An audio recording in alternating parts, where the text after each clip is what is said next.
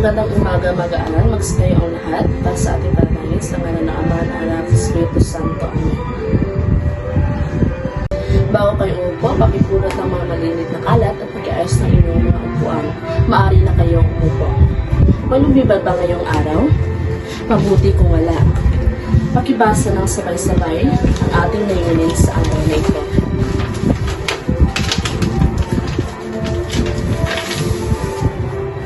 Layunin na ipapaliwanag ang aspektong naganap, magaganap at magaganap. Nakapagbibigay ng pagkakaiba ng tatlong aspekto ng pandiwa at nakabubuo ng pangungusap gamit ang tatlong aspekto ng pandiwa.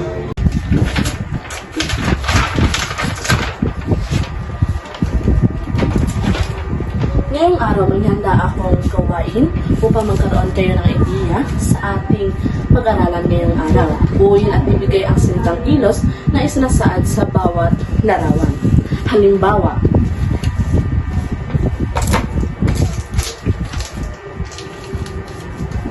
naglasgas, naghugas. Kayo naman ngayon, unang larawan. Tama, nagluluto. Pangalawang larawan.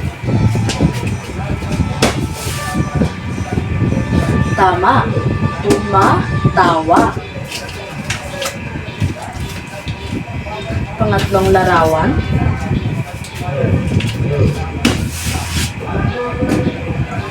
Tama, uupo.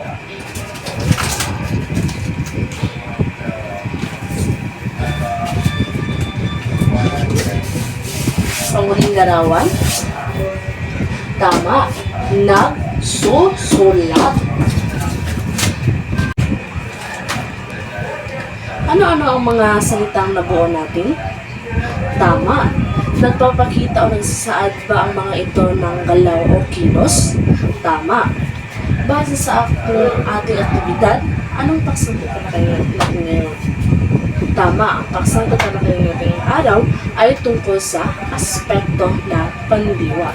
Ngunit bago tayo tumuko sa aspekto ng pandiwa, atin muna alamin kung ano ang kahulugan ng pandiwa.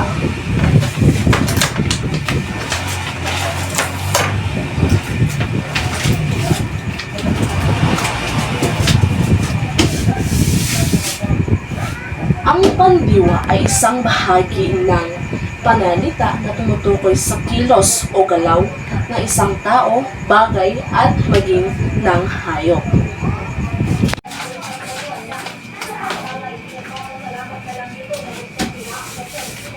Ang nakapaskil na larawan ay halimbawa ng pandiwa o salitang kilos. Sige, sino ang maaaring tumukoy kung ano ang ginagawa ng sa unang larawan? Tama, tumatakbo. Ngayon, gamitin ang salitang tumatakbo sa isang pangungusap. Mahusay. Sunod na larawan.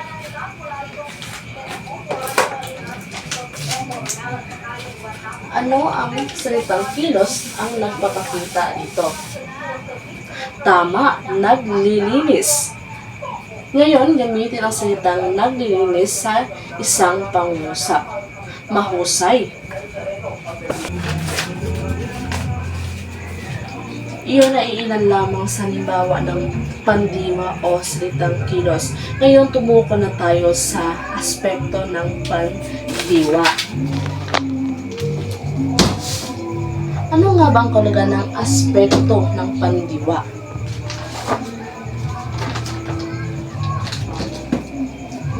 Ang aspekto ng pandiwa ay nagpapakita kung kailan nangyayari o ipagpapatuloy pa ang kilos.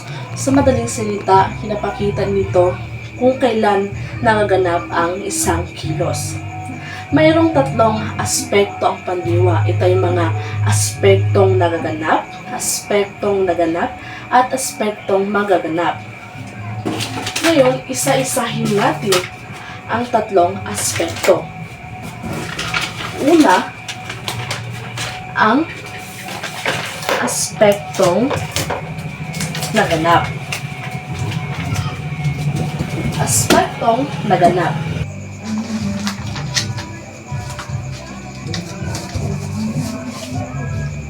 Ang aspektong naganap, ito ay nangahulugang tapos na o nangyari na.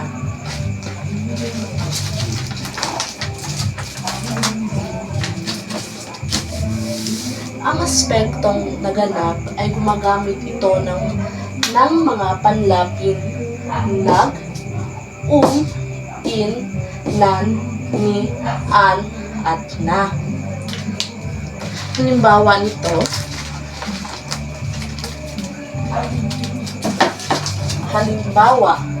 nag-aral, nag, umiinom, minahal, in, nilamon, ni, nakitaan, ang, nakita, na.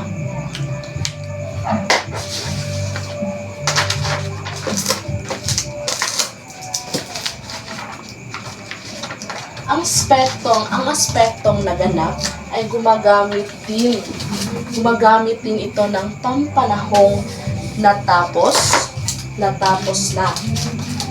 Kagaya na lamang ng kahapon, kanina, noon.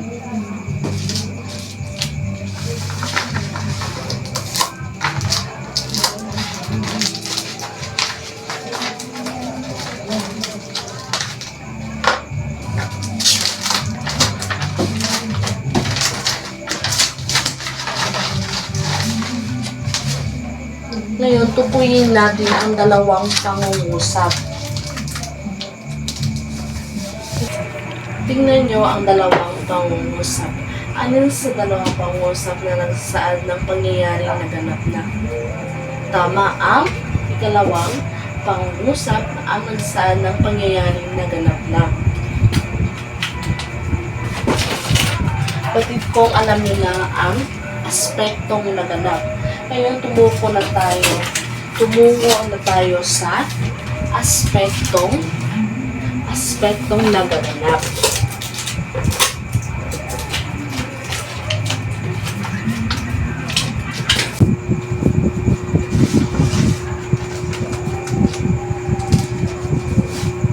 Ang aspektong naganap, ito ay nagsasaad ng sinumulang kilos ay ginagawa at hindi pa tapos. Ang aspektong naganap naman ay ang pagsasama-sama ng panlapi at pag-uulit sa unang pantig ng salitang ugat at ng salitang ugat.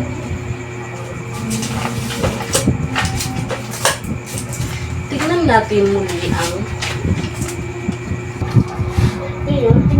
ang dalawang pangungusap at subukan tukuyin ang pangyayaring nagaganap pa lamang. Tumpak. Ang unang pangungusap ang nagsasaad ng kilos ng pangyayari na kasalukuyan nangyayari. Ngayon, kayo naman magbigay ng halimbawa ng pangungusap na kasalukuyang nangyayari pa lamang. Mahusay. Ano nga ulit ang ikalawang aspekto ng pandiwa? Tama, ang aspektong nagaganap. Ngayon, ba't kung nuwaan nyo na ang ikalawang aspekto ng pandiwa ay tumungo na tayo sa ikatlong aspekto ng pandiwa.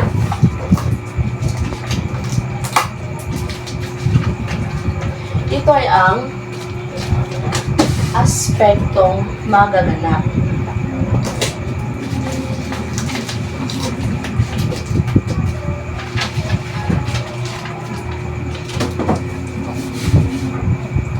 Ang aspektong magaganap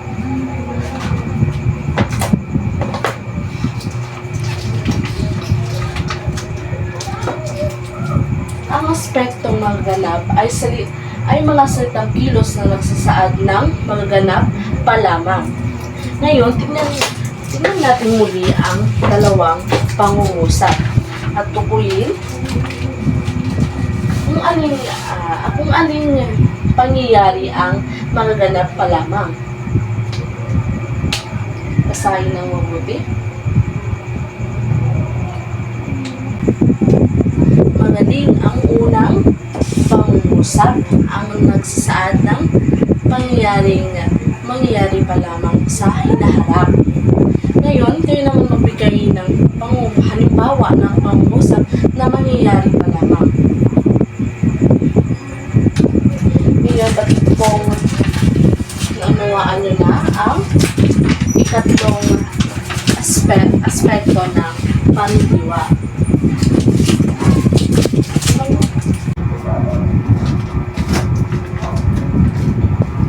Muli, ano ang tatlong aspekto ng pandiwa? Mahusay. Ito ay aspektong naganap, aspektong nagaganap, at aspektong magaganap. Ngayon, batid kong may lutunan kayo sa ating paksang tinalakay dahil may nanda ako dito na mga katanungan. Unang katanungan, ano ang ibig sabihin ng salitang naganap, nangaganap at magaganap sa pandiwa? Binibili. Mahusay, bigyan natin siya ng 2 paksa. Pangalawang katanungan,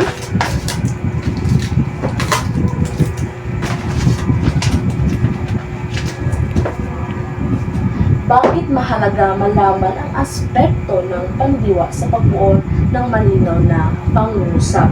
Yes, binibini. Mahusay, bigyan din natin siya ng 2 paksa.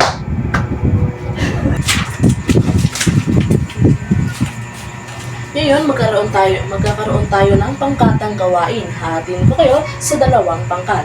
Itong pangkat 1 at pangkat 2.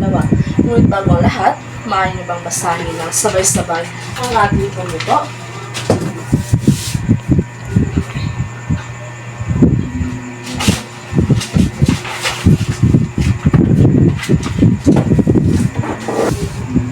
Bibigyan ko lang kayo ng 5 minuto. Maaari na magsimula ang lahat. Tapos ng inyong 5 minuto, pakipaski na dito sa harapan ang inyong ginawa.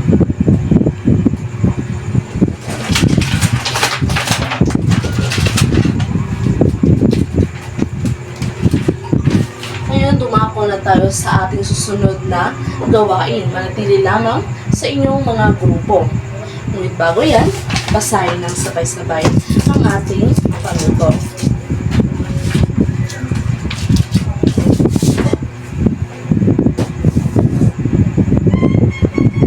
Bago yan, narito ang ating pamantayan.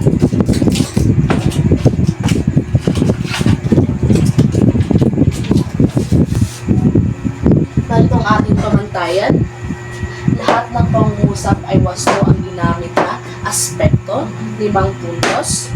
Malinaw at maayos, 5 puntos. Maayos ang wika, 5 puntos.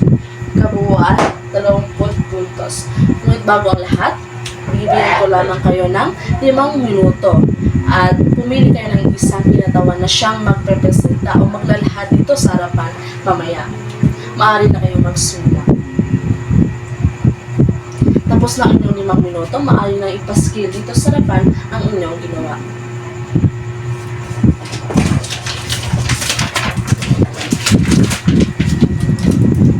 Ngayon, magkakaroon tayo ng maikling pagsusulit. Kumuha ng kalahating papel. Ngunit bago yan,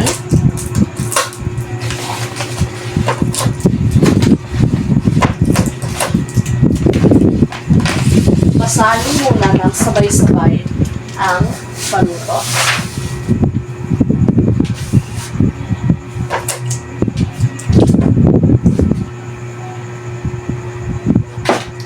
Bibigyan ko lamang kayo ng 10 minuto upang sagutin ang inyong pagsusulit.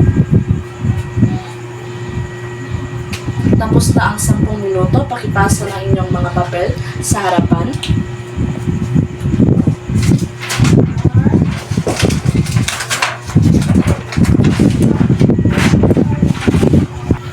Ngayon, bibigyan ko kayo ng takdang aralin. At ipapasa niyo ito sa susunod nating pagkikita. Gumawa kayo ng tig-5 pangungusap gamit ang bawat aspekto ng pandiwa. Paalam sa inyong lahat.